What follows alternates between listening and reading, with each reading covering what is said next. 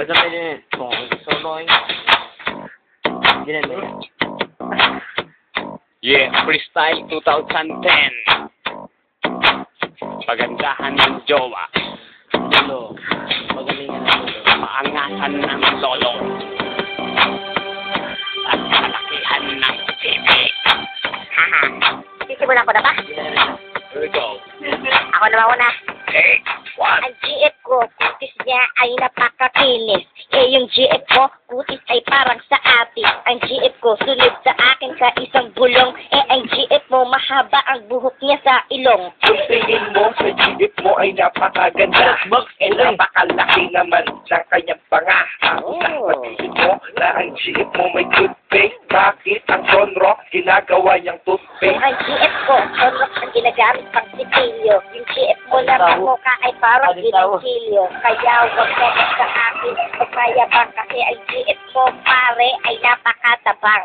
Ang GF ko ay matabang, sa'yo naman maalat. Tapos yung kanyang balat ay napakapunat. Ang sukat ng kanyang utong ay 1 pulgada. Tapos sa kanyang mani ay nawawala pa. Masyado kay Koso, wala namang alam.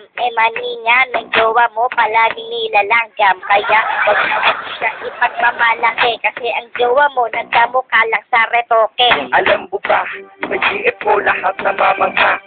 Ang bebas mo nakahawig sa palaka.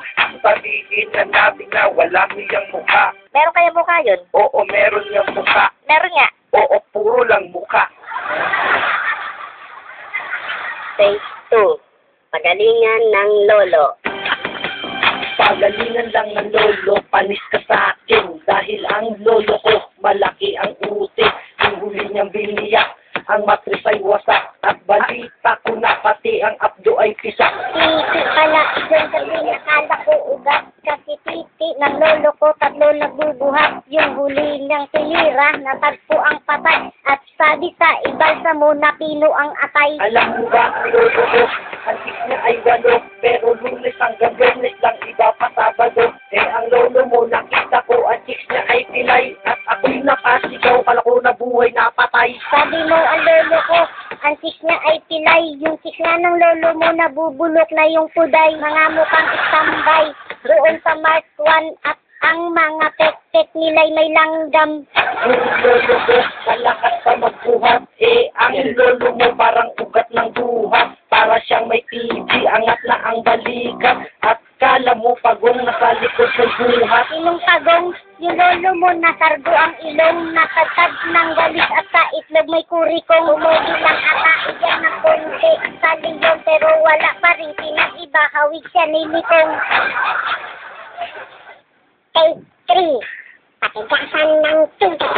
Here we go. Kung patigasan lang ng titi, mas matigas ang akin. Lahat nasa sarapan kahit di na virgin. Di tulad ng sayo, ang titi mo'y malambot. Malambot, malambot, pati ang betlog. Paano mo naman nasabi na ang titi ko'y malambot? Baka kapag nakita mo to, ang pet mo ay matakot. Ang titi ko'y sikasin, laging nakatayo. At tuwid na tuwid, gaya ng sayo liko. At tuwid na tuwid, gawang titi liko nga.